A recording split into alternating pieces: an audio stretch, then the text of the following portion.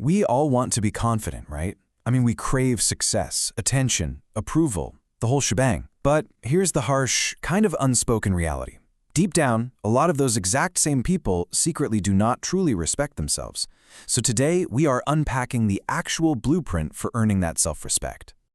So why exactly do so many people want success, but deep down just don't respect themselves? Well, the answer is simple, and honestly, it's a little uncomfortable.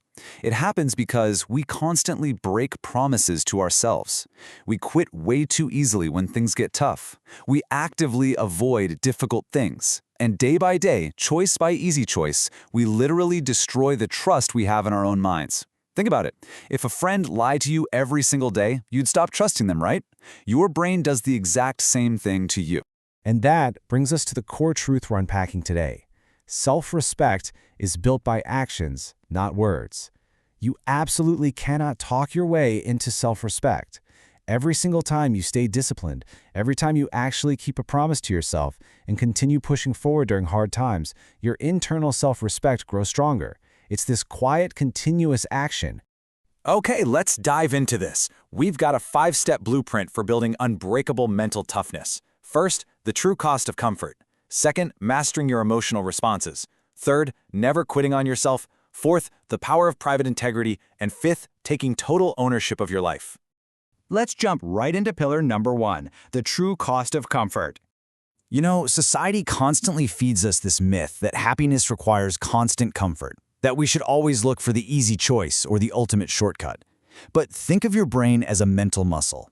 Just like your physical muscles need heavy resistance at the gym to actually grow, your mind grows through difficulty and challenge. Choosing comfort all the time literally creates a weak mind. But when you face daily discomfort, you are actively training your brain to handle stress. You're building real resilience. Every single day, we're forced to choose between two types of pain. On one side, you have the pain of discipline. Sure, it's hard right now, but it creates immense pride later. On the flip side, there's the pain of regret. It feels super comfortable and cozy in the moment, but it creates weakness and guilt down the line. I know I've definitely fallen victim to scrolling social media on the couch for hours. It gives you that quick, short-term hit of pleasure, but ultimately avoiding difficult tasks completely destroys your self-trust. You really have to decide which pain you want. Now, you don't need to completely upend your life on day one. It's really about small, difficult actions, waking up just a little bit earlier, stepping into a cold shower, exercising when you just feel lazy, or practicing a new skill, like English when you'd much rather binge TV.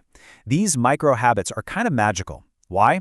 Because stepping into that cold shower teaches your brain an undeniable lesson. Hey, I can control myself. I can do difficult things even when I'm uncomfortable. Moving right along to pillar number 2, master your emotional responses.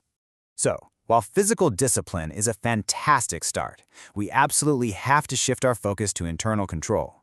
Because a person who can't control their emotions can't fully control their life. The crucial difference here is reacting versus responding. Reacting is instant, it's driven by temporary anger or fear, and it almost always creates regret. I mean, think of that one angry message you sent and immediately wished you could unsend. Responding, on the other hand, is calm, thoughtful, and creates stability. Anyone can shout or act tough in public, but real, unshakable power? That lies in not allowing temporary, fleeting emotions to dictate your long-term actions. So how do we actually pull that off? Well, you use a psychological pause. You take a deep breath to calm down. You think clearly about the situation, and only then do you decide your action. It sounds incredibly simple, I know. But implementing this little gap between a trigger and your reaction changes everything. Remember, silence is often infinitely stronger than reacting to every single minor insult or problem that crosses your path. And that brings us to pillar number 3, never quit on yourself. Look, when your initial excitement for a goal completely fades, your progress slows to a crawl, and life just gets genuinely hard, there's a trap most people fall right into: relying on motivation. But reliance on motivation is incredibly dangerous because feelings change constantly. One day you're super inspired, the next you're exhausted. If you rely on that, you are going to quit. Contrast that with a reliance on discipline. Discipline is consistent. Strong people act correctly even when their emotions strongly disagree with them. That is how you build a strong, reliable identity. 10. Just 10 minutes. Perfection is absolutely not required here at all. Doing just 10 minutes of studying or 10 minutes of exercise on a highly stressful, chaotic day builds massive resilience. It proves to your brain that even when everything is going sideways, you still show up. A tiny effort on a terrible day is literally worth its weight in gold for building mental toughness. Let's move on to our fourth pillar, the power of private integrity. This is all about the silent contract you make with yourself. It's about what you do when the doors are closed and absolutely nobody's around to applaud you.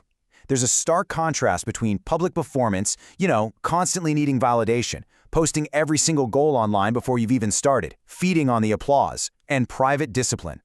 Private discipline is silent growth, deep self-trust, and zero applause. Living only for society's attention creates this profound emotional emptiness. True strength is studying, sweating, and growing quietly.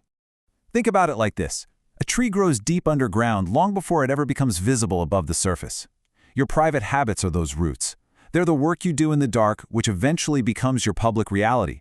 The world only sees the results later on. They don't see the silent, lonely discipline that built the whole thing. Which leads us to our fifth and final pillar. Take ownership of your life. Some people hear the word accountability and think it's this heavy burden. But honestly, it's the ultimate form of freedom.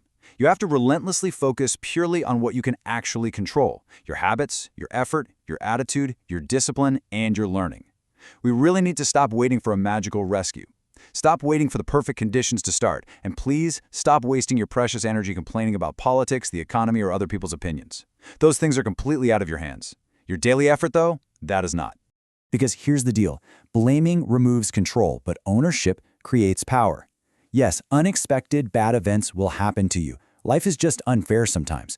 But constantly blaming others makes you a passive victim in your own life story. When you take ownership and focus purely on your response and your solutions, you build a profound, unshakable self-respect. As we wrap up this explainer, I want to leave you with a quote that really summarizes everything we've talked about today. Dreams without private effort remain fantasies. Action, consistency, and honoring the promises you make to yourself, those are the only true currencies of confidence. Without them, you're really just talking. Which leaves us with one final lingering question for you to take away today. What will you do when nobody is watching? That is the real test of your character. So I challenge you to start honoring your private contract today. Make a small promise to yourself and actually keep it. Thanks so much for exploring this with me, and I hope this blueprint helps you build the self-respect you absolutely deserve.